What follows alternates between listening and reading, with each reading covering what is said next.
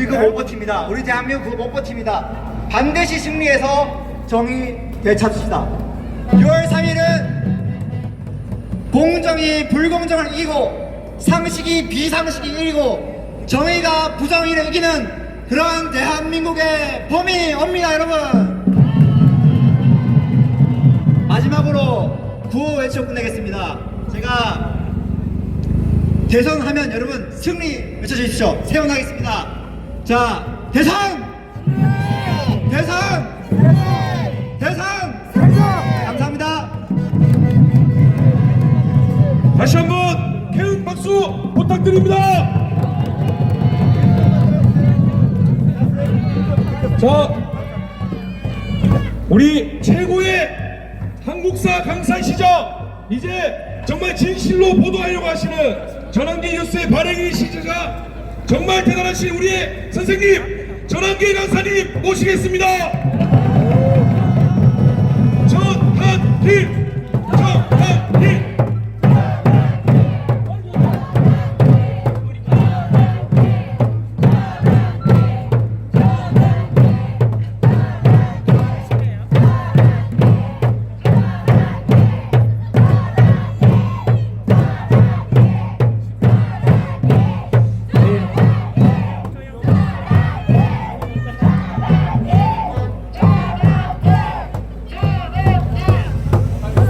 반갑습니다.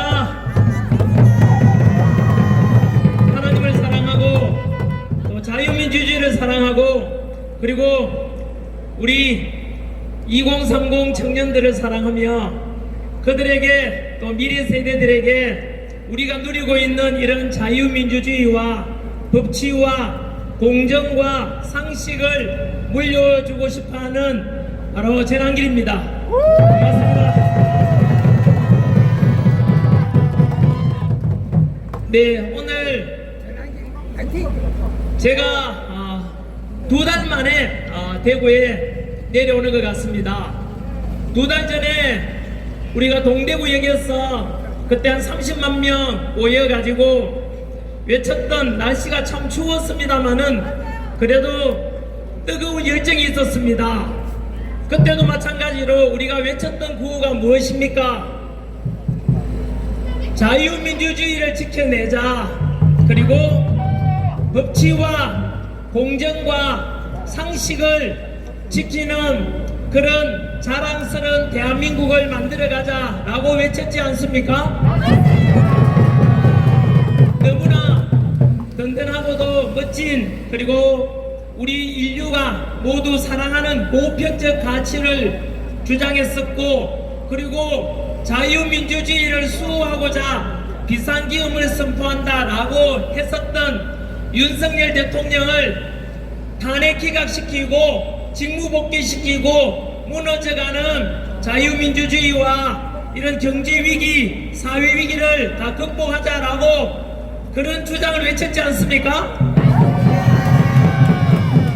하지만 안타깝게도 4월 4일날 헌법재판소에서는 우리가 추구했던 이런 너무나 소중한 가치를 모두 다 묵살하고 8대 0이라는 있을 수 없는 그런 선고로 인해서 윤석열 대통령은 결국은 탄핵되고 파면되어서 이제 사저로 돌아오게 되는, 그래서 저도 그날 많이 울었습니다. 뭐 저만 그렇겠습니까? 저는 견딜 수 있었지만 제가 사랑하는 2030 청년들에게 이런 자유민주주의가 무너지고 우리가 주장했던 법치 공정 상식이 무너지고 그리고 머지않아 이대로 가다가는 대한민국이 이제 자유민주주의 다 무너지고 중국의 속국이 되고 그런 비참한 나라를 물려줄 것 같아서 2030 청년들을 못 지켜준 것에 대한 미안함, 이런 것에 대해서 대단히 많이 슬펐습니다. 네, 아마도 이 영상을 전국에서 보시는 많은 국민들께 지금 와서 제가 헌법재판소의 선고를 바꿀 수가 있겠습니까마는 저는 그날 그 선고되는 날 분명히 제가 선포를 했습니다. 청년들에게, 국민들께 혹시나 헌법재판소 선고에 대해서 거절하게 되면은 혹시나 청년들도 유혈사태 일어나거나 다칠까 싶어서 일단은 승복을 한다고 했지만 내용상에서는 절대로 받아들일 수 없고 국민의 뜻을 반한 헌법재판관, 제가 지칭하기를 원래가 을사년이기 때문에 제2의 을사팔적들에 대해서는 평생 동안 제가 미래세대, 청년세대들에게 진실을 알려갈 것이라고 을사팔적이라고 규정하고 끝까지 투쟁하겠다고 약속을 했었습니다. 네, 뭐 당시에 우리가 주장했던 탄핵 반대와 달리 또 반대편에서는 윤석열 대통령 탄핵되어야 된다라고 하는 사람들도 있었지요. 국민들은 반조각이 나 있었고요. 그런 속에서 뭐 결과에 대해서 만세 부른 사람도 있겠지만 저는 그분들께 한 번쯤은 합리적 이성과 분별력이 있다면은 꼭 묻고는 싶습니다. 결과가 8대0이라 했지만은 하나하나 제가 언론인으로서 오늘 여러분들한테 팩트 체크해 가면서 여러분들이 판단 한번 해보시라 라는 뜻에서 오늘 있는 그대로 말씀드려 보겠습니다. 윤석열 대통령이 탄핵 사유가 무엇인지 아십니까? 국회에서 비상계엄은 곧 내란이다 해서 탄핵 소추를 의결했지만은 1차 탄핵 소추 안에 탄핵 사유가 무엇인지 아십니까?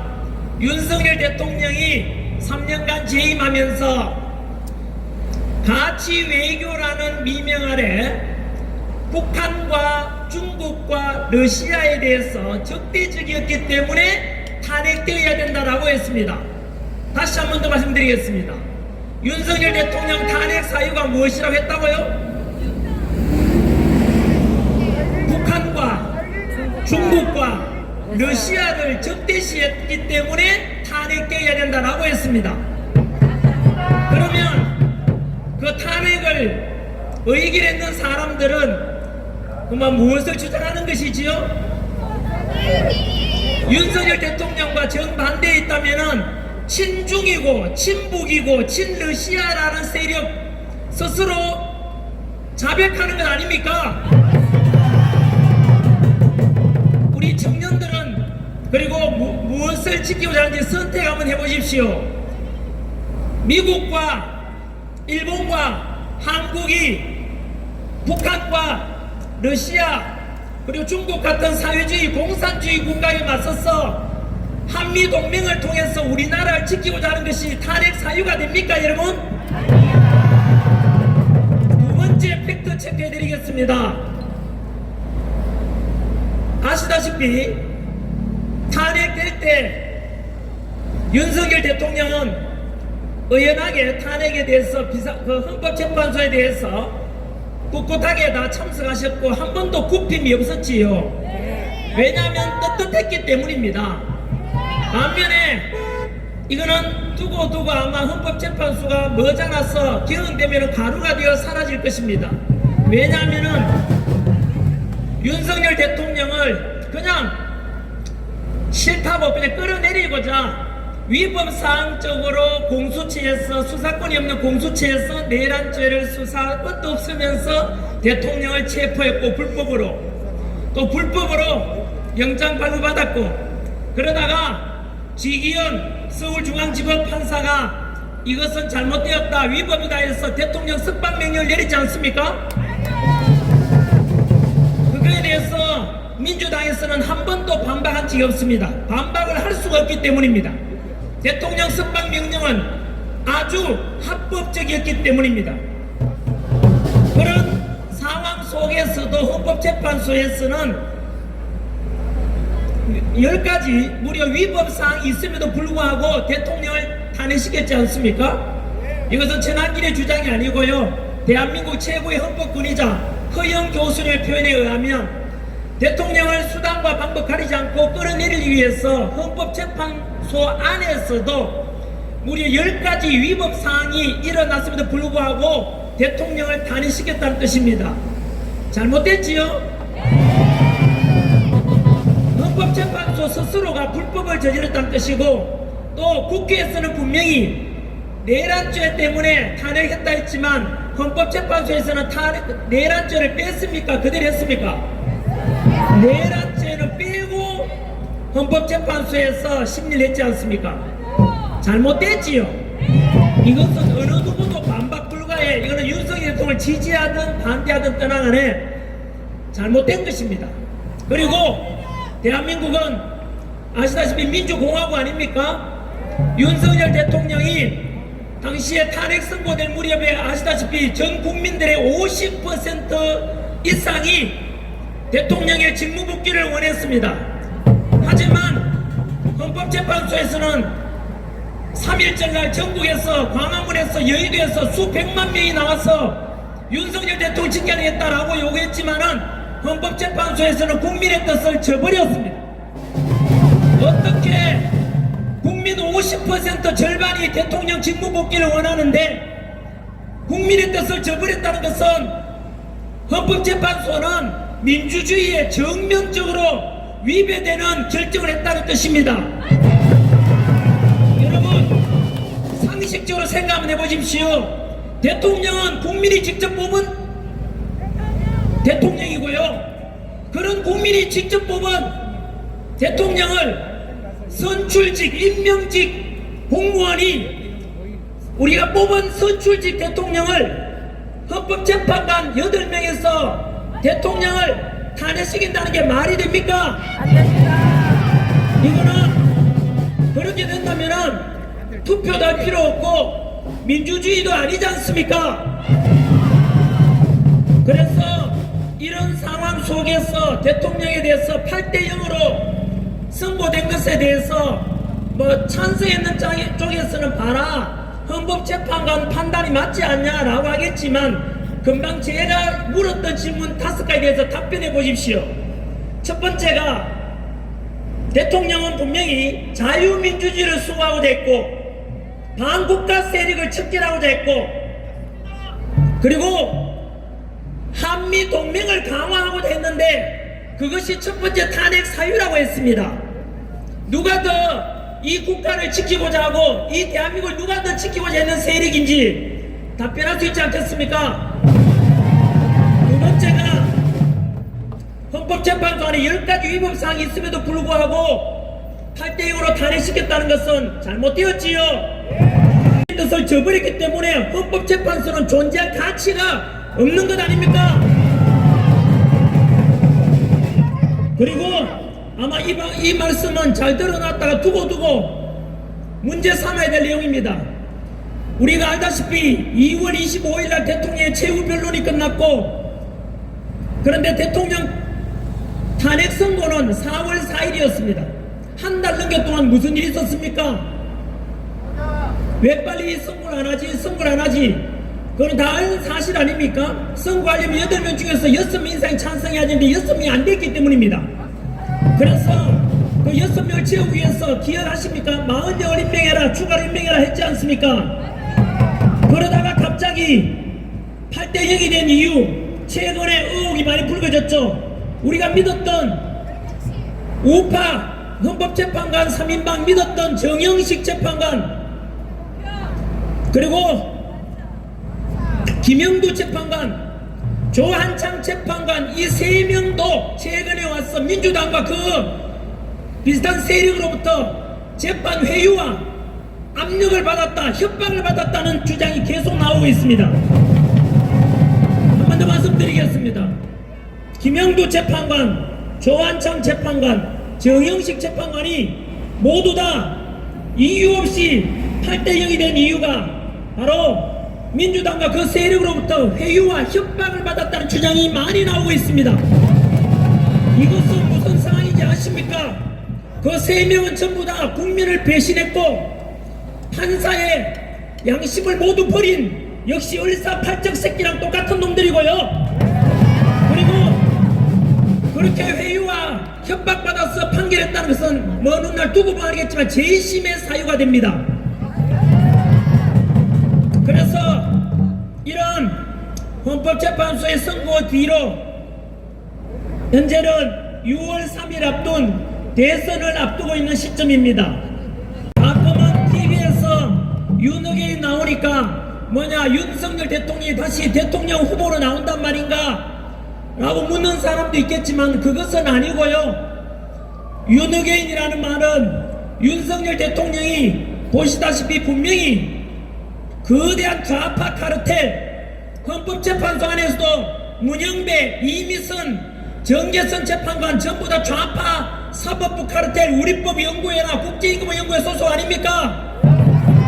그럼 좌파 불리한 재판관들한테서 대통령은 탄핵되었지만 윤석열 대통령이 추구했던 가치는 개성돼야 되지 않겠습니까? 그 가치가 무엇입니까?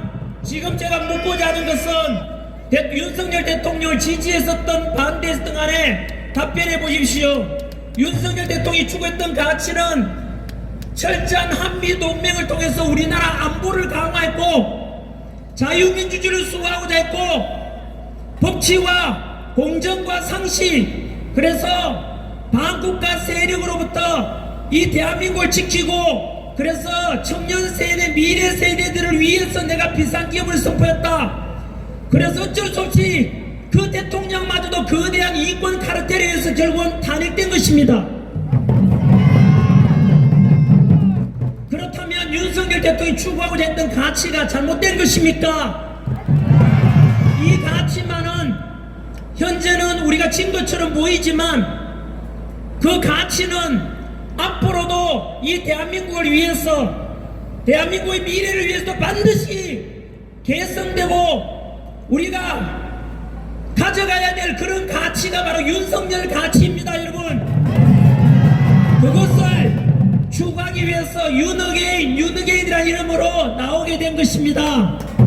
이것은 모든 국민들께서 알아주셨으면 좋겠습니다.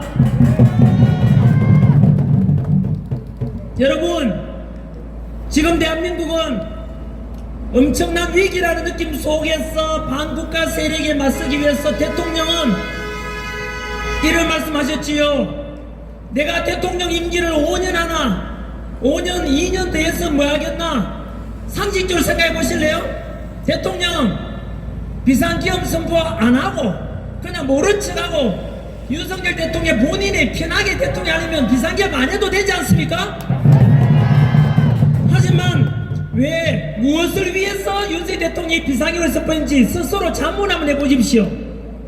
가만히 있으면 편하게 대통령 임기 끝날 때까지 할 수 있었는데 왜 그렇게 비상기업을 선포했겠습니까? 본인은 희생하더라도 이 대한민국이 반국가 세력으로부터 침몰되는 것을 막아야 되겠다. 오직 국가를 사랑하는 마음, 국민을 사랑하는 마음 아니겠습니까? 그래서 그것만 우리가 꼭 알아야 되겠고, 덧붙여서 대구 와서는 제가 처음으로 멘트합니다마는 윤석열 대통령께서 사저로 가기 직전에 저를 불렀습니다. 사실 제가 대통령 탄핵 기각되고 직무 복귀해서 그동안 수고했다 전한길 선생님 관저로 와서 우리 식사 한번 초대하고 싶습니다 라고 사실은 대통령 석방 그 당시에 구속됐다 석방된 뒤에 전화가 왔었습니다. 사실은 이제서야 처음 밝힙니다만 직접 전화 왔습니다. 그때도 똑같았습니다. 근데 저보고는 곧 조만간 안정되면은 아스팔트에서 고생하신 분들 뭐 대표라고 말하기는 그렇지만 전생님 불러가지고 맛있는 식사 함께 대접하고 싶다고 할 때 제가 만약 기각되고 직무 복귀했으면 저는 사실은 관저로 안 가려고 했습니다. 왜냐하면 사실은 전한길보다 더 고생한 게 누굽니까? 바로 한겨울에 윤석열 대통령 체포되고 구속될 때 대통령을 지키고자 했던 수많은 아스팔트에 나오신 청년 세대 국민 여러분 아닙니까? 그런 국민 여러분이 주인공이고 저는 언제나 머슴이라고 생각했기 때문에 저는 제가 꽃다발을 받는 그런 자리에는 안 가려고 사실은 생각하고 있었습니다. 왜냐하면 영광은 제 혼자 차지하는 게 아니고 여러분들께 돌려드리고 싶어서 그런 마음을 가졌었습니다. 사실은.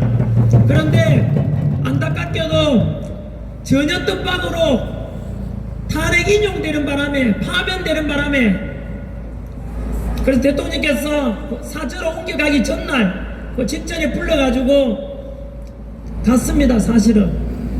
근데 대통령 말씀 그대로 전달드리겠습니다. 언론에도 재난뉴스에서 제일 먼저 보도됐지 않습니까?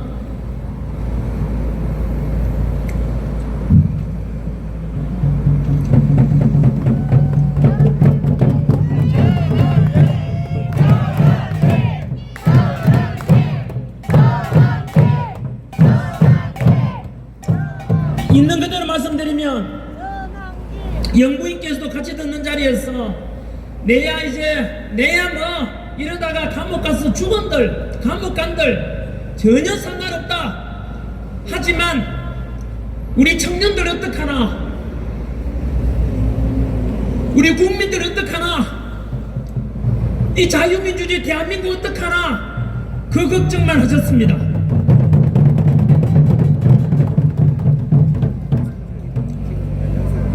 그때 제가 대단히 감동하기도 했고 국민들께 그거는 제가 꼭 여러분들께 뜻을 전해드리고 싶었습니다. 오직 국가와 국민을 위해서 일하셨습니다. 윤석열 대통령 자식도 없지 않습니까? 뭘 위해서 지금까지 3년간 애쓰셨는데요. 좌파 언론에서는 아시다시피 윤석열 대통령 취임하기 전부터 시작해서 무려 187회 178회 취임식 하기 전부터 대통령 물러나라 물러나라 그렇게 외쳤던 거 기억하십니까?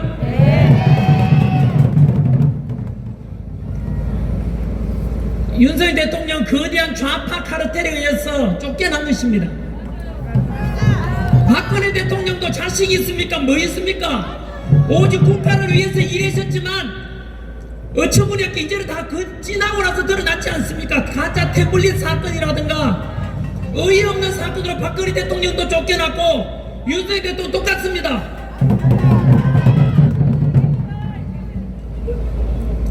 여러분, 하지만 제가 윤석열 대통령께 그래도 대통령이 감사합니다라고 전해드렸고 대통령께서는 그래도 우리에게 많은 걸 남기고 갔고 그래서 사저로 가시는 날도 정확히 표현했지 않습니까? 나는 이기고 돌아왔다고. 그것이 무엇이겠습니까? 언론에서는 좌파 언론에서는 비판하고 비난하기 바빴지만 여러분들께서 생각해 보십시오. 윤석열 대통령 3년 동안 비록 당신께서는 탄핵당하고 집으로 쫓겨갔지만은 이기고 돌아왔다 뜻이 무엇이겠습니까? 당신께서는 희생하지만은 자유민주주의를 지키고자 했었고 우리나라가 이렇게 체제 위기고 반국가 세력에 의해서 곧 망할지도 모른다는 것을 우리에게 알려주셨지 않습니까? 그래서 우리 보수 세력, 자유민주주의를 수호하고자 하는 자유보수 세력들의 결집을 만들어줬지 않습니까? 기억하십니까? 윤석열 대통령 탄핵 전국에서 지지율이 원래 비상기업 때 17%에다가 20, 30, 40, 50% 넘었지 않습니까? 생각해 보십시오. 비상기업서 못되지 않았다면 우리가 대한민국 이렇게 위기라는 걸 어떻게 알았겠습니까? 민노총 같은 그리고 민주당이 얼마나 좌파 깊이 들어와 있는지 어떻게 알았겠습니까? 29번의 탄핵 일성을 어떻게 알았겠습니까? 간첩적 협정에서 중국 놈들 중에서도 우리나라 군사기밀 빼가고 반도체 기술 빼가는 데 대해서 간첩적 적용하려고 했는데 그 간첩적 개정을 누가 반대했습니까? 민주당이 간첩적 개정을 반대했다 아닙니까? 민주당은 어느 나라 정당입니까? 중국 공산당 한편 아닙니까? 아니라면 민주당을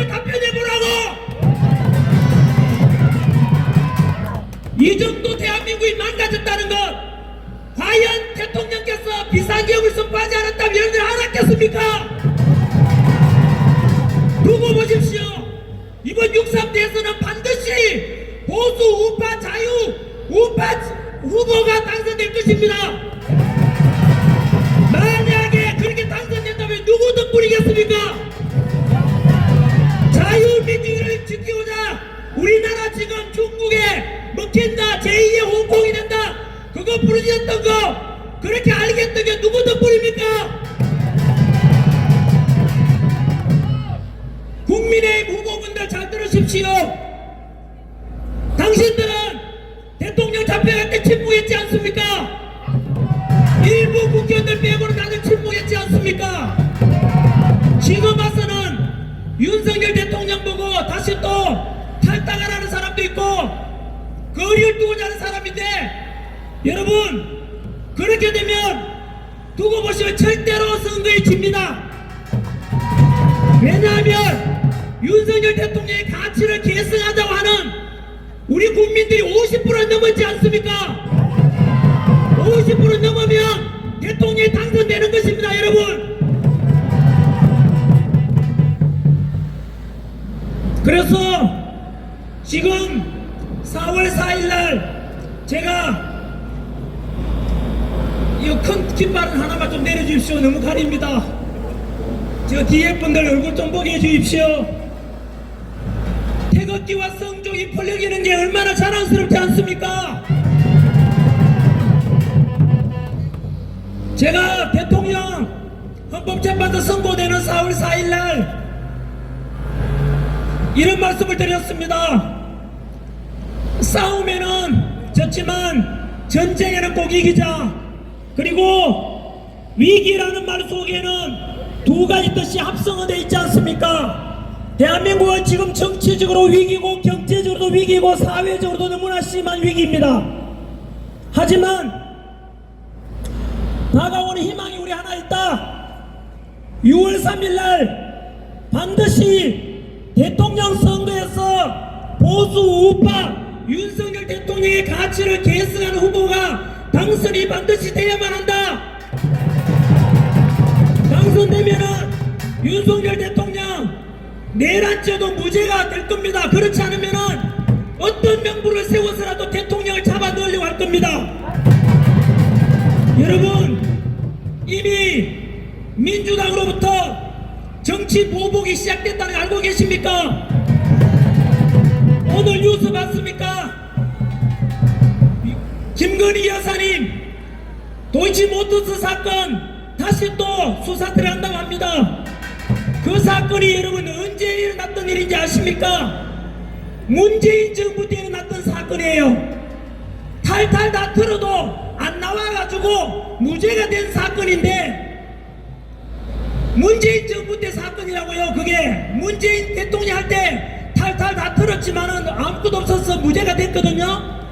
그런데 지금 윤석열 대통령 탄핵 선고 2주 만에 다시 또 그 사건을 또 들고 와서 또 부추기겠다는 거 아닙니까? 그뿐 아닙니다. 윤석열 대통령 현재 형사사건 수사 중인 서울중앙지법의 판사가 지규현 판사입니다. 그런데 그 지규현 판사가 지난번에 구치소 석방 명령을 내리는 판사이기도 합니다. 그러다 보니까 민주당이나 그쪽으로부터 미운 틀이 박혔는지 현재 윤석열 대통령 형사재판하고 있는 판사도 그쪽에서 마음에 안 든다고 그 지기현 판사를 잘라라, 재판부 바꿔라라고 5만 명 사인 받아가지고 결국은 대법원을 다 제출한 겁니다. 그래서 저도 역시 이거 뭐냐, 재판 외압이고 협박 아니냐. 그래서 저도 역시 저랑 뜻이 맞는 분들하고 무려 5만이 아니라 이번에 7만 명 서명 받아서 국회에서 제가 기자회견 했습니다. 절대 사법부 간섭하지 말라라고. 여러분, 그것 또한 마찬가지로 윤석열에 대한 정치 보복 사건입니다. 뿐만 아니죠. 오늘 제 친구가 경찰서에 갔습니다. 왜 갔는지 아십니까? 이재명이 조심스러운 말입니다. 빽대에 근거해서 말씀드립니다. 이재명이 말하기를 자기는 집권하게 되면 또는 자신의 정책은 성소수자 30%를 공공기관에 모두 임명하겠다. 또는 성소수자 30%로 가지고 성소수자를 공공기관에 전부 다 근무하도록 하겠다 했습니다. 하지만 그것이 명예훼손이라고 해서 오늘 내 친구가 경찰서에 잡혀갔습니다. 여러분, 이게 대한민국의 현실입니다. 뿐만 아니죠. 전한결도 벌써 3번 고발당했습니다. 이게 지금 대한민국의 현실입니다. 나는 괜찮겠지. 여러분, 머지않아서 여러분들이 잡혀가지 않거나 아니면 여러분들 자식들이 결국 어느 순간 사라지게 될 겁니다. 그런 날이 오게 될 것입니다. 두고 보시면 압니다. 오늘 사실은 제가 마이크 든 이유는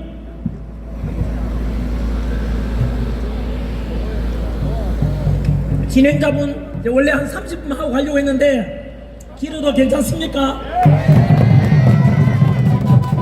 왜냐하면 오늘 제 연설은 동영상으로 찍기 때문에 이렇게 전국적으로 보도되면은 윤석열 대통령에 대해서 지지하든 반대하든 간에 들어보고 판단하라고 저는 이렇게 말씀을 드리는 겁니다. 편드는 게 아니고요. 팩트를 그대로 이야기했지 않습니까? 여러분, 아무튼 현재 우리 대한민국은 위기고 윤석열 대통령이 결국은 현재 선거로 인해서 파면당한 것은 보수 우파들에게도 너무나 큰 위기이기도 하고 많은 청년들까지도 실망 속에 있지 않습니까? 하지만 희망은 있습니다. 그 마지막 희망이 무엇이겠습니까? 제가 그 이틀 전에는 현재 국민의힘 제일 유력한 후보지요 김문수 후보랑 전한길 뉴스에 나와서 인터뷰 방송했고요. 그 다음 날은 홍준표 후보랑 또 역시 저희 방송에 나와서 인터뷰를 했습니다. 그분들 역시 똑같은 말씀을 하셨습니다. 제가 칭찬해 드렸습니다. 보수 우파들이 누가 어느 후보가 되든 간에 모두가 뭉쳐가지고 반이재명에 맞서서 이 반이재명을 위해서는 빅텐트를 쳤어 모두 다 합치자라는 말씀을 하시더라고요. 저는 굉장히 칭찬했습니다. 여러분, 언론 보도에 의하면 이렇게 나오더라고요. 현재 우리한테 마지막 남은 희망은 6월 3일 날 대통령 선거에서 이겨야 되거든요. 그런데 지난 20대 대선 때보다는 이번 21대 대선이 언론 보도에 의하면 이재명을 이기기에 더 수월하다고 말합니다. 다들 언론에서는 이재명 후보가 현재 가장 유력하다 하지만 두고 보시면 알아요. 두고 보시면 뭘 아느냐 하면 현재 여러분 이재명은요 언론 보도에 의합니다.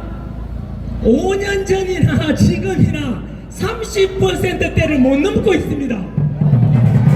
왜 그러냐면 이거는 객관적인 거 아닙니까? 5년 전보다 3년 전이지요, 그죠? 3년 전에 20대 대통령 선거 때보다 지금 6월 3일 날 21대 대통령 선거에서는 그동안 3년 동안에 이재명이 어떤 사람인지 국민들이 더 많이 알아버렸다 이겁니다. 저는 그냥 언론에 나온 것만 말씀드립니다. 정가 몇 번입니까? 정가 4번.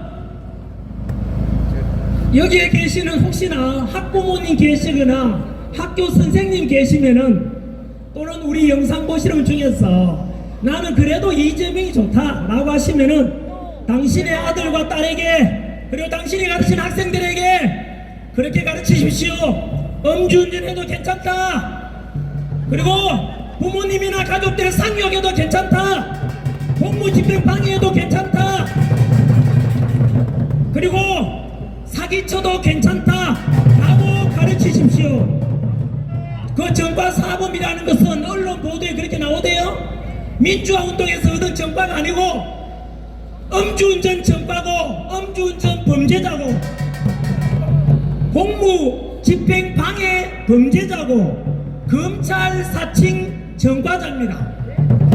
한마디로 개자범이라는 뜻입니다.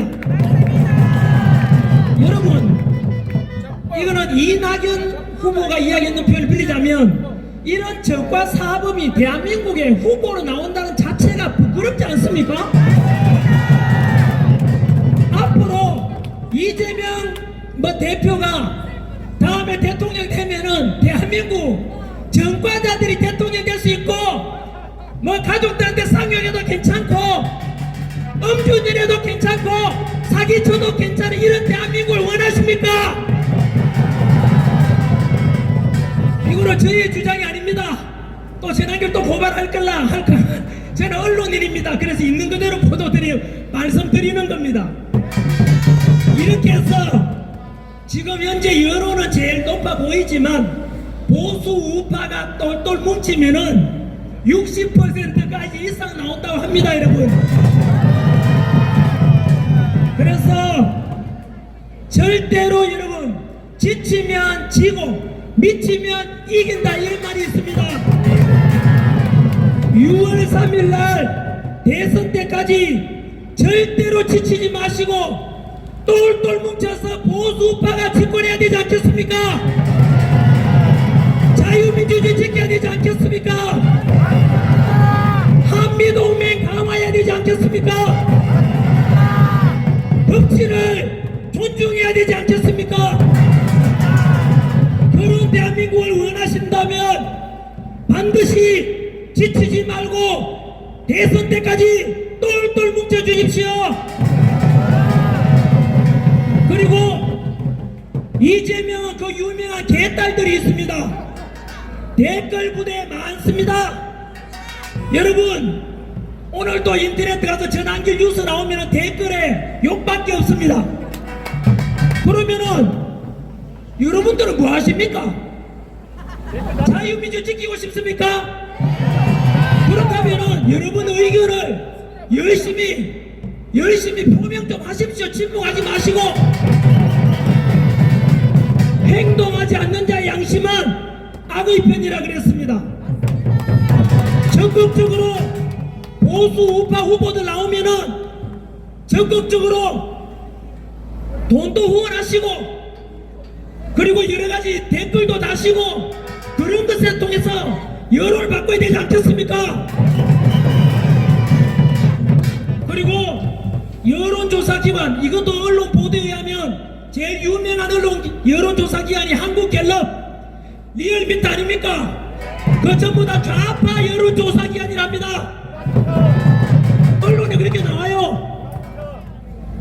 그래서 여론조사도 그렇게 믿을 게 못 된다고 합니다. 여러분, 저거 기억나십니까? 3.1절 날 윤석열 대통령 탄핵을 반대한다가 거의 몇백만 명이 모였지요. 그게 여론 아닙니까? 그런데 여론조사 역시 선거관리위원회에서 통해서 나오기 때문에 과연 얼마나 믿어줄지에 대해서는 한번 좀 생각해 보실 문제입니다. 오늘 제가 드린 말씀은 끝이 아니고 이제 시작입니다.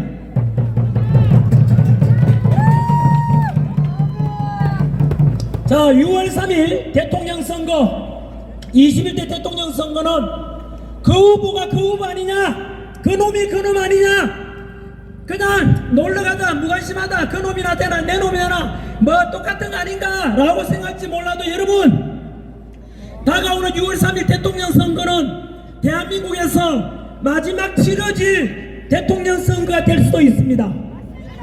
무슨 말인가? 그 놈이 아니고 이번에 다가올 대선은 자유민주주의를 수호하느냐 아니면 대한민국이 무너지느냐의 선거가 될 수 있습니다. 한마디로 한 번만 더 생각해 보십시오. 윤석열 대통령 탄핵 사유가 뭐였다고요? 자유민주주의를 수호하고자 한미일 동맹을 강화하고 가치 외교라는 명목하에 북한과 중국과 러시아를 적대시한 것이 1차 탄핵안의 사유였다고요. 결국은 자유민주주의를 지키고자 하는 사람을 탄핵시켰다 이 뜻입니다.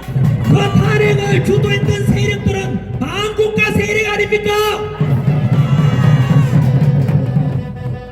북한하고 중국하고 친해라면 이거 반국가 세력 아닙니까?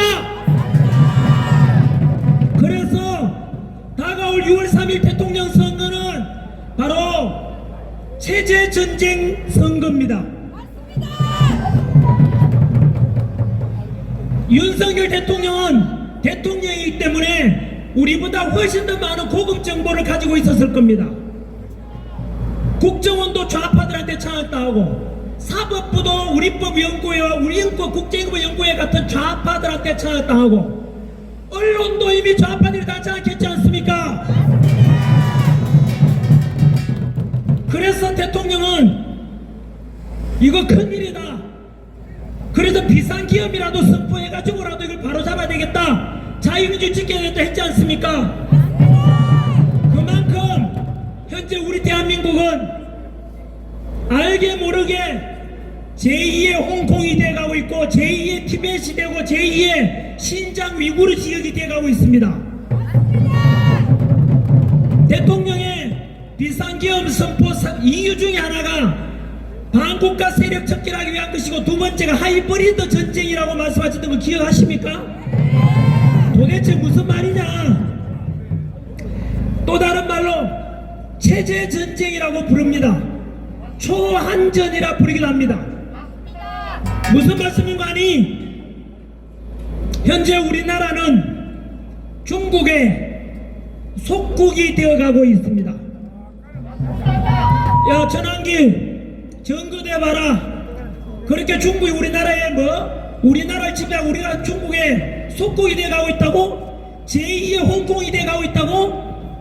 첫 번째 증거 바로 이거는 제가 이유도 안 나올 때 최근 뉴스만 말씀드릴까요?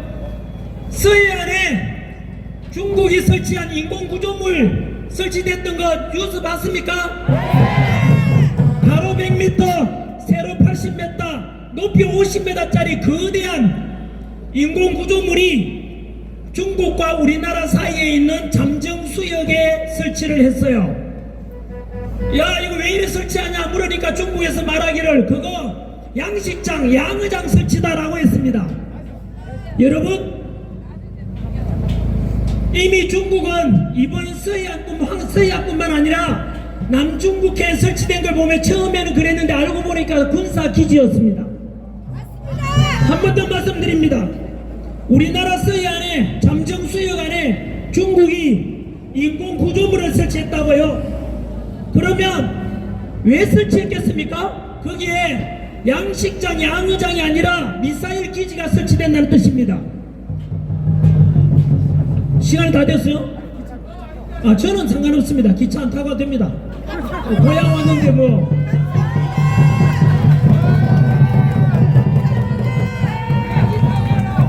지금 나라가 지금 넘어가려고 하는데 여러분 인공구조물 설치했다면 그것이 바로 그냥 스스로에 한번 물러보십시오. 그러면 여러분 중국이 뭐하러 설치했겠습니까? 우리나라 침략하겠다는 뜻입니다. 미사일 기지 설치해가지고. 그래서 그러면 우리가 뭐 해야 됩니까? 중국에다 항의해야 되겠죠. 그래도 철수하지 않으면 우리도 같이 설치해야 되겠죠. 민주당에서는 침묵하고 있습니다. 뿐만 아닙니다. 작년에 이제 재작년이 되었지요. 현재 제가 말씀드리고자 하는 주제는 중국이 얼마나 우리나라를 지금 식민지화하고 우리나라를 침략하려고 하는지를 제가 증거를 7개를 대드릴 겁니다. 이게 바로 체제전쟁이라 해서 재난길 뭘 침략하냐 임마 우리가 뭘 중국한테 먹히냐라고 하는데 산술적으로 중국 인구가 우리보다 몇 배 많은지 아세요? 우리나라가 5천만, 중국은 15억, 30배 많습니다. 30배. 국토 면적은 남한의 95배가 넓어요. 거꾸로 말하면 중국은 그 중국인들이 볼 때 우리 남한은 100분의 1밖에 안 되는 땅덩어리야. 중국 역사책에 뭐라고 배우는지 아세요? 원래부터 코리아는 중국의 속국이었다라고 가르칩니다. 그래서 중국은 우리나라를 결국은 잡아먹으려고 하는 것이 속속 드러나고 있는 게 첫 번째가 바로 체제전쟁의 첫 번째가 정치적인 친중 정치인을 침투시키는 겁니다. 우크라이나 러시아처럼 그런 군사적으로 쳐들어오는 게 아니고 미군이 주둔하고 있으니까 군사적으로 못 쳐들어오니까 첫 번째는 친중 정치인을 자금을 대주든 어쨌든 간에 만들어낸다는 뜻입니다. 여러분, 친중 정치인은 과연 어느 당에 많이 있는지 잘 보면 압니다.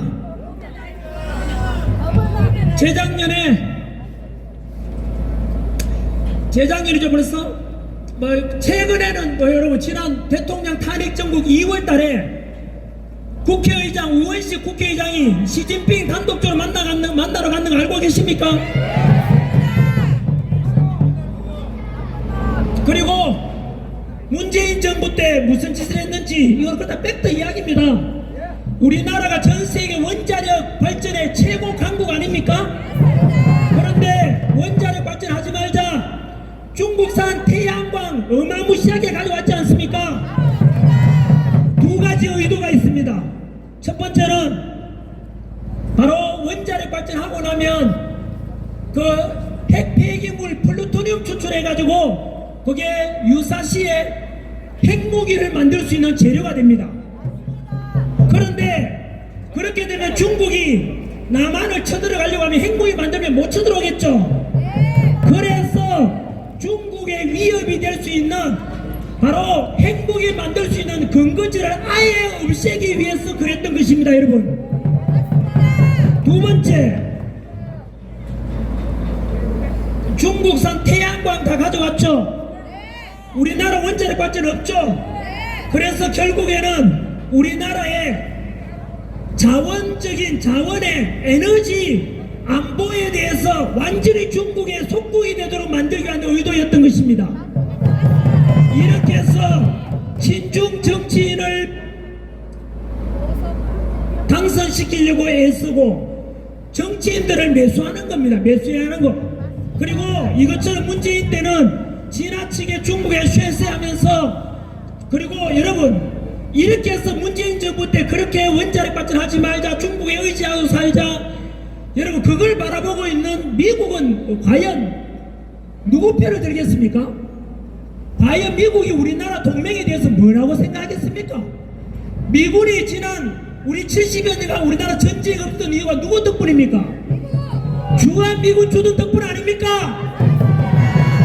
그런데 이렇게 함으로써 친중 정치인이 오고 중국에 의지하게 만들면서 점점 미국으로부터 한국을 분리시켜서 멀어지게 만들기 위한 의도인 것입니다. 여러분, 이게 바로 첫 번째, 정치적으로 친중 정치인을 배출하고 당선시킨다는 게 첫 번째 체제전쟁에서 이유가 되겠고요. 정치 공작이죠. 두 번째가 산업 스파이를 보냅니다. 아시다시피 이제 재작년이 되었지요. 2024년 삼성전자에 그때 그 반도체 유출의 경제적 가치 4조 3천 막아야 되지 않습니까? 우리나라 사람은 중국 가서 기술 배우면 중국 간첩법에 적용됩니다. 그런데 중국인들이 우리나라 기술 빼가면 우리도 간첩죄 적용해야 되지 않습니까? 근데 그 중국인들도 간첩죄 적용해서는 우리가 뭐 석유 한 방울 납니까? 지하자원 납니까? 이거 기술 없으면 우리 망하는 거 아닙니까? 이걸 지켜야 된다. 중국인들에 대해서도 마찬 간첩죄 적용하자 라고 했는데 그 반대했는 당이 어느 당이라고요? 민주당에서 반대해서 결국은 중국인들이 기술 빼가고 해도 우리가 못 잡아넣는 겁니다. 국민 여러분, 민주당을 지지하든 반대하든 그건 좋지만은 알고는 계십시오. 과연 민주당이 어느 나라 당인지를, 어느 나라 이익을 추구하는지를 반드시 알고 계십시오. 뿐만 아니지요. 지지난해죠. 이제 부산에 정박 중이던 미군 항공모함에 드론으로 사진 찍다가 들킨 사람이 중국 유학생이었습니다. 그런데 조사해보니까 수사해보니까 포렌식 수사해보니까 중국 유학생이 아니고 북한 공산당 핵심 당원입니다. 중국의 핵심 공산당원이고 포렌식 수사해보니까 국정원 사진도 들어있고 평택 미군기지 사진도 들어있고 이게 뭡니까? 여러분 간첩 아닙니까? 그리고 지난주 뉴스는 아닙니까? 지난주 뉴스지요. 오산에 있는 미 공군기지 사진 찍다가 들킨 중국인 알고 보니까 그 아버지가 중국 공안이었습니다. 그뿐만 아니고 오산기지뿐만 아니라 다른 공군기지 사진 찍은 것도 전부 다 정황이 드러났고 명백한 간첩 아닙니까? 중국인이 와서 미군기지 사진 찍어가는 거 이거 유출되면 되겠습니까? 그런데 처벌할 수가 없습니다. 간첩 아닙니까? 여러분 이게 두 번째 체제 전쟁에서 중국이 우리나라 지금 경제적으로 침투하고 있는 증거고 세 번째는 사회적으로 우리나라 여론을 친중으로 바꿔가고 있습니다. 우마오당이라고 들어봤습니까? 우마오당이 뭐냐? 중국 안에서 남의 나라에 가서 인터넷 들어가서 우리 다음 카카오나 네이버나 유튜브 와서 댓글을 단다는 뜻입니다. 그 인원이 얼마나 되느냐? 이거는 하버드 대학의 연구 결과입니다. 중국이 운영하고 있는 댓글 부대 인원이 적게는 수백만 명, 많게는 4천만 명이 된다 합니다.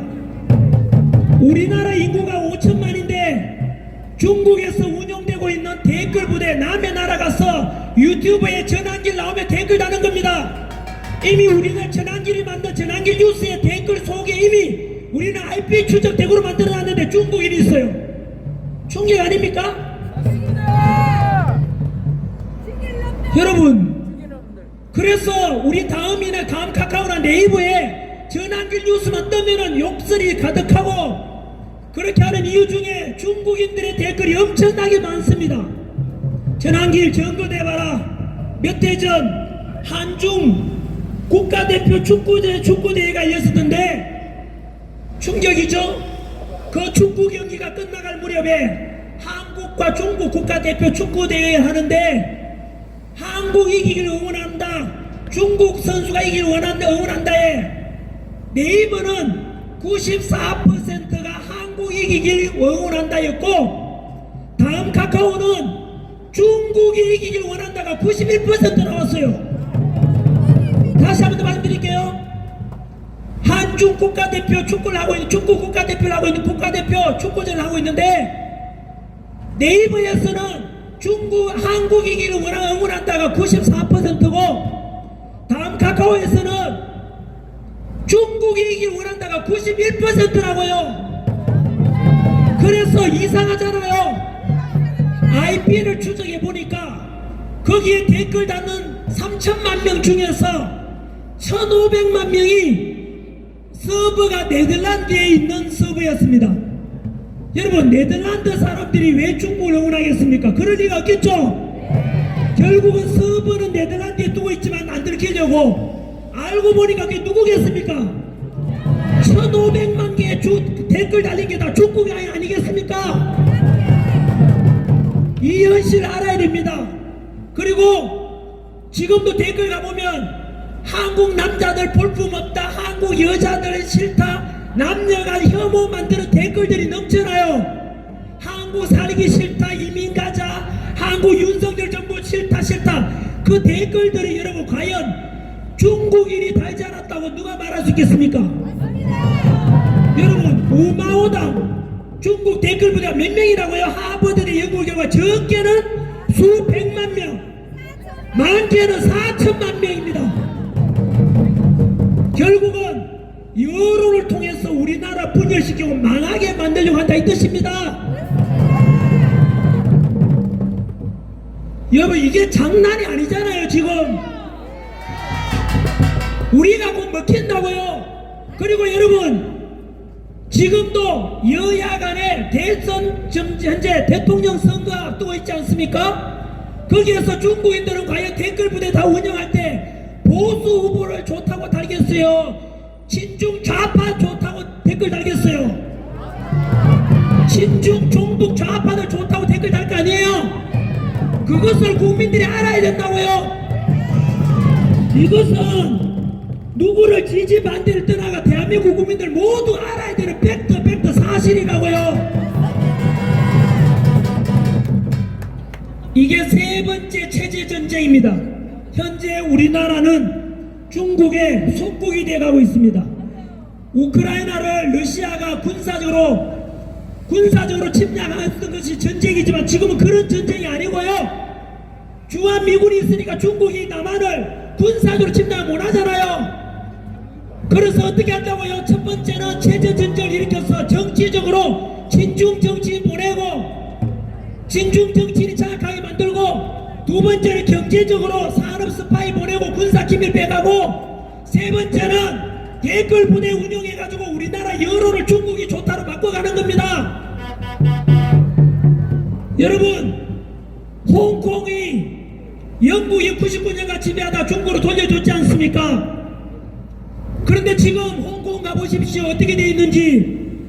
그 무역도시 금융도시 홍콩은 지금 지나가다 택시 타고 가다 시진핑 욕만 해도 그 사람 없어집니다. 홍콩의 밝은 그런 무역도시를 다 사라지고 불이 꺼졌다고 홍콩이요. 그 어떻게 했는지 아세요? 중국이 군사적으로 홍콩을 점령한 게 아닙니다. 첫 번째가 체제전쟁에서 친중 정치인을 행정장관으로 임명했어요. 그리고 친중 이민법을 개정했어요. 이민법. 중국인들 건너와라 해서 결국 친중적인 법을 만들었다고요. 세 번째 댓글 부대 운영했죠. 그러다가 결국은 뒤늦게서야 홍콩 사람들이 아이고 큰일 났다, 노란 우산 들고 수십만 명이 2015년도에 시위했지만 이미 늦었죠. 끝났습니다. 홍콩이 이미 끝났다고요. 홍콩뿐만 아닙니다. 티베트 지역, 신장 위구르 지역 기억나십니까? 그 지역의 불교가 지금 스님들, 전국의 교회 목사님들, 성당의 신부님들, 절의 스님들 알고는 계십니까? 우리나라 중국의 속국이 되어가고 중국에 종교가 있습니까 없습니까? 북한에 종교 있습니까 없습니까? 없습니다. 정신 똑바로 차려야 됩니다. 티베트 신장 위구르 지역에 어떻게 했는지 아세요? 첫 번째 중국인들 이미 보냈습니다. 신장 위구르 지역에 몇 명 보냈는지 아세요? 1700만 명 집어넣어서 1700만. 우리한테는 우아하지만 중국은 인구가 15억이니까 1700만 아무것도 아니야. 그래 집어넣어가지고 투표해버리니까 결국 뭐죠? 중국인들이 결국 신장 위구르 다 점령해버린 거예요. 그리고 불교 사원 다 불태워버렸잖아요.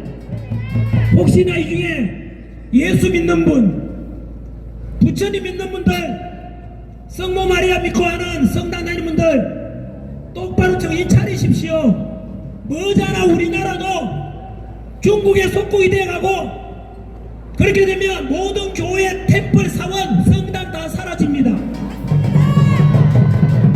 전환길이가 주장하는 게 뭔데요? 제 기억나십니까? 1, 2월 달에 제가 아스팔트 나온 이유가 뭔데요? 전환길이가 돈 잘 벌고 인기 많고 역사 가르치다가 왜 나왔는데요? 단순히 윤석열 대통령만 지키다가 나온 게 아닙니다. 우리나라가 제2의 홍콩이 되고 이 자유민주주의가 무너진다고요. 우리나라가 우리 할아버지, 할머니, 아버지, 어머니 세대 못 먹고 자식 교육시키고 뻘뻘 땀 흘려 일하고 희생한 덕분에, 그리고 이승만 대통령, 한미동맹, 박정희 대통령, 산업화, 그 경제성장 덕분에 대한민국이 보다시피 이렇게 먹고 살만하게 됐지 않습니까? 이렇게 된 나라. 하지만 저는 이미 있습니다. 유튜브 가보면 대한민국 무너진다고. 저는 그때 이미 알았습니다. 역사 강사이기 때문에 과거를 알면 지금을 이해할 수 있고 지금을 이해하면 앞날을 예측할 수 있기 때문입니다. 이미 우리나라의 정치인들 중에 상당수가 중국의 쇠세 무조건 들어가라 해서 현재 우리나라의 의료보험제도 교육도 마찬가지로 명문대 가기가 우리나라 학생보다 중국 학생이 훨씬 더 가기 좋도록 되어 있습니다. 여러분, 현재 우리나라에 저는 중국을 무조건 중국만 싫다 그런 뜻이 아니고요. 뭘 하자고요? 여러분, 우리나라 내 친구가 와이프가 인도네시아 여자입니다. 인도네시아 사람 우리나라 많이 오죠. 베트남 사람 많이 오죠. 네팔 사람 많이 오죠. 태국 사람 많이 오죠. 무서워요 안 무서워요? 안 무섭죠. 왜요?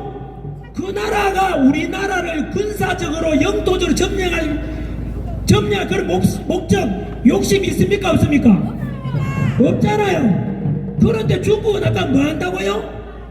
중국인들이 단순히 오는 게 문제가 되는 게 아니고 정치적으로 우리나라를 친중 정치인 배치하고 친중적인 법을 만들고 아까 원자력 발전다 없앤 거 문재인 정부 때 이야기 드렸잖아요.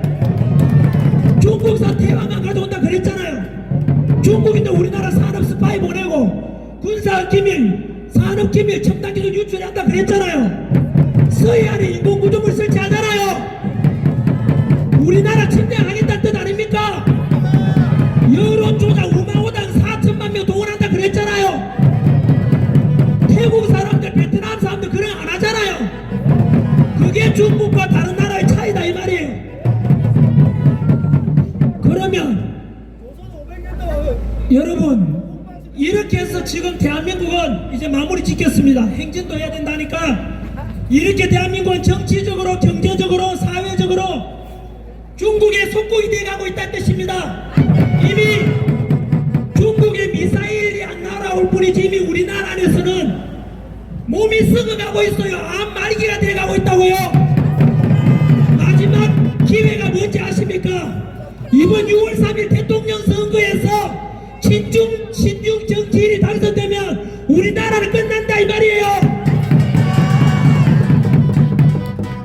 여러분 매듭 짓겠습니다. 2030 청년 여러분, 여러분들이 살아갈 대한민국 아닙니까? 다가올 6월 3일 대선은 그놈이 그놈이다 아무나 찍으면 되지 그게 아닙니다. 대한민국을 자유민주주의를 수호하느냐 아니면 대한민국 지금까지 만들어 놓은 이 경제성장 박정희 대통령 이승만이 또 한미동맹통에 지켜온 거 6.25 전쟁이 다시 일어날 수 있고 다시 한 번 더 우리나라는 중국과 북한으로부터 위협 속에서 자유민주를 무너질지 모른다 이 뜻입니다. 너무나 중요한 것을 앞두고 있다 이 뜻입니다. 그래서 제가 저는 뭐 하느냐 서울에서 지금 지난주에도 과천에 있는 중앙성마리 앞에서 1인 시위하고 투쟁하고 있는 이유가 다가올 6.3 대선은 미국 언론 보도에 하면 이대로 가면 99% 부정선거가 있을 것이라고 합니다.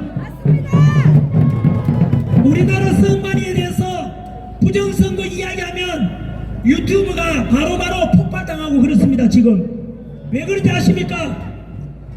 여러분이 한번 생각해 보실래요? 내가 옆에 나라를 소리 소문 없이 점령하고 싶어. 그럼 어떻게 점령하는 게 제일 낫겠어요? 지도자를 내 편 만들면 되잖아요.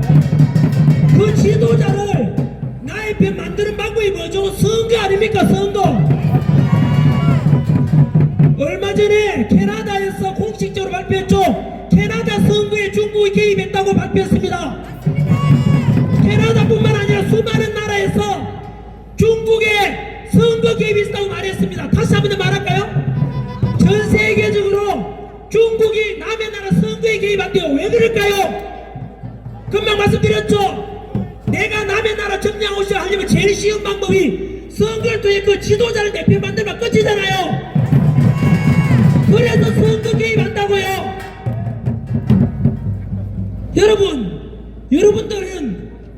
여러분들이 착하고 선하다고 남들도 다 선하다고 생각하면 착각이에요. 남들은 선거를 조작해서라도 자기 원하는 후보를 당선시키려고 하는 거예요.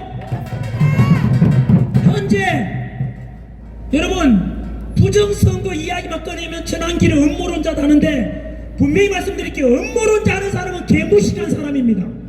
저는 굉장히 부정선거에 대해서 공부를 많이 하고 검색해 보십시오. 공병호 TV, 이영도 PD 검색해 보시면 통계로서 다 보여줍니다. 전산 조작에 의해서 이거는 선관위에서 발표한 겁니다.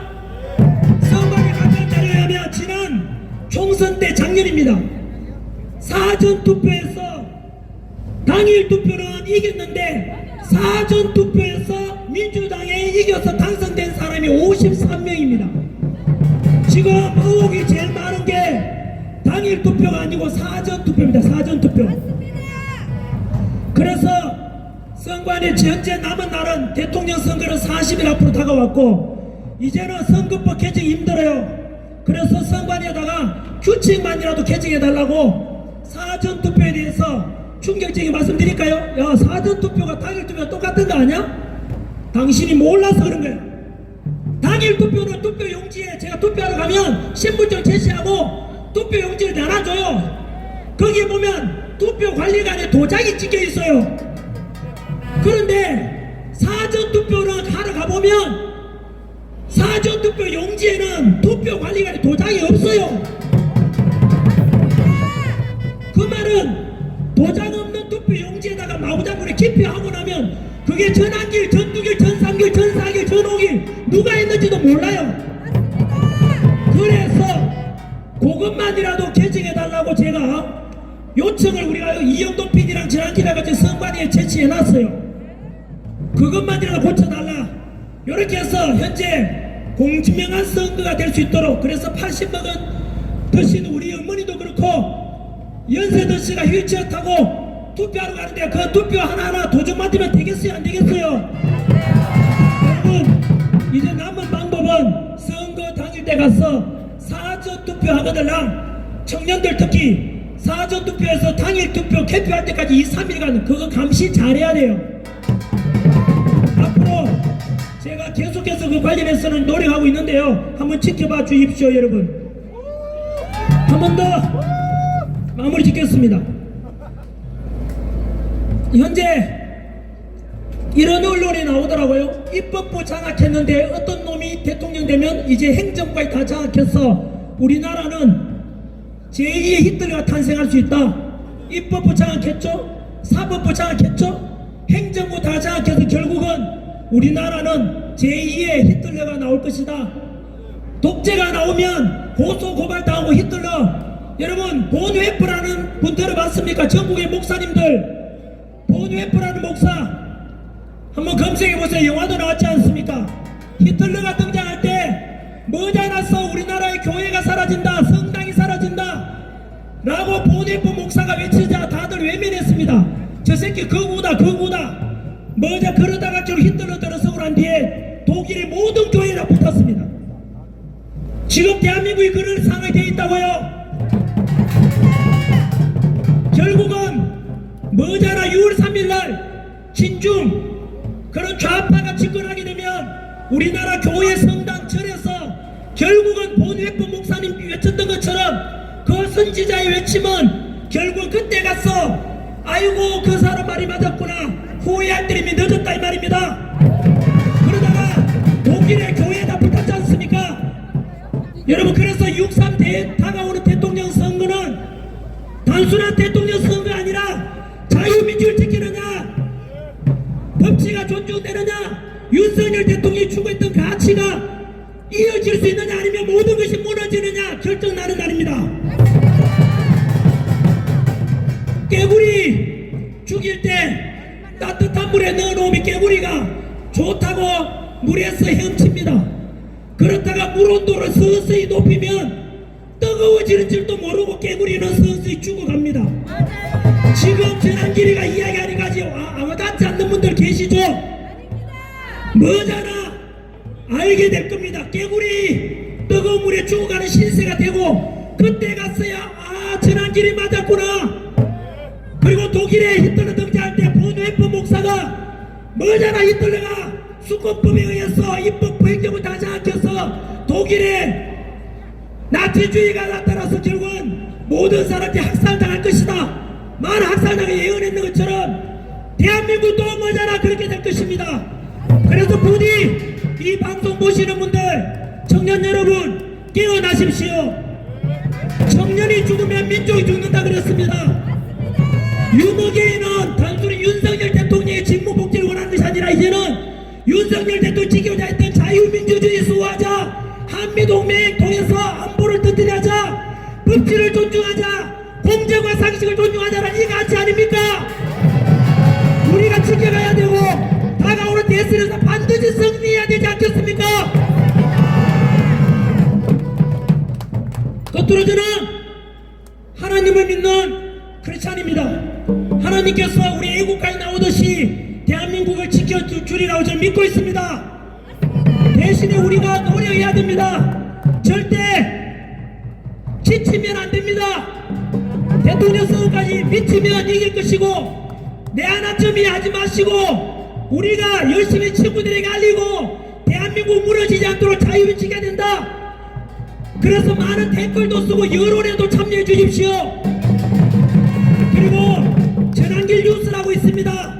유튜브 말고 언론사 만들었습니다. 하도 좌파 언론들이 전환길 자꾸 공격하고 해서 여론 조작해서 우파 언론 하나 있어야 되겠다, 진실 전해줄 언론이 있어야 되겠다 해서 제가 전환길 강사가 아니고 이제 전환길 뉴스 언론사를 차렸습니다. 많이 도와주십시오. 자유민주 지키는데 제 모든 걸 걸겠습니다. 그놈이 아닙니다. 이번 대선은 자유민주 지키는 후보이냐 친중 친북이 되어서 결국 나라 망하느냐 후보 대통령이 되느냐 결정되는 날이 됩니다.